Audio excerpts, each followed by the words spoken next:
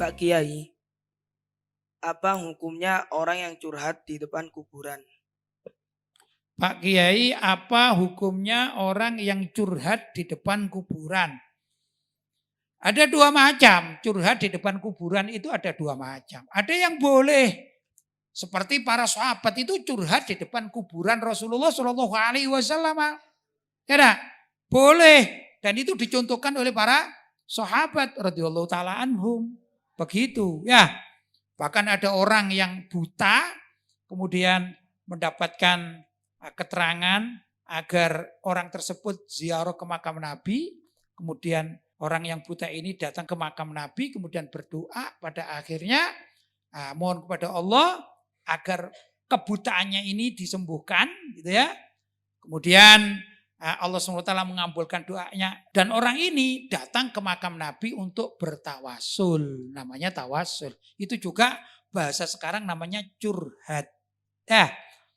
Jadi minta kepada Allah di tempat makam Nabi. Boleh enggak? Ya sangat boleh menurut Ahlussunnah wal Jamaah. Kalau Wahabi melarang. Ya, kalau Ahlussunnah wal Jamaah boleh.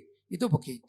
Demikian juga kalau kita punya orang tua atau kita punya guru, yang guru kita adalah seorang ulama, kita dalam keadaan sedih atau kesusahan, kita datang ke makam beliau, kita curhat.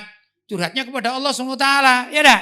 Ya Allah, saya di depan makam kiai saya ini, mohon agar segala macam kesulitan saya engkau selesaikan, engkau hilangkan, ya Allah.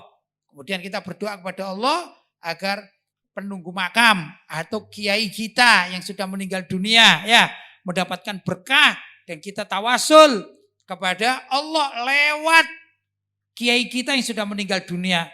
Wahai kiai, mintakan dan mohonkan kepada Allah agar kesumpekan hati saya ini segera hilang. Itu ya.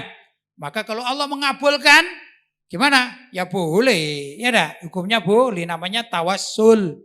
Tapi kalau bahasa anak sekarang namanya apa? Curhat. Tapi ada juga curhat yang diharamkan di depan kuburan, yang dianggap kuburan tersebut mengeluarkan klenik-klenik. Ya dah. Misalnya kuburan dukun, kuburan peramal, gitu ya.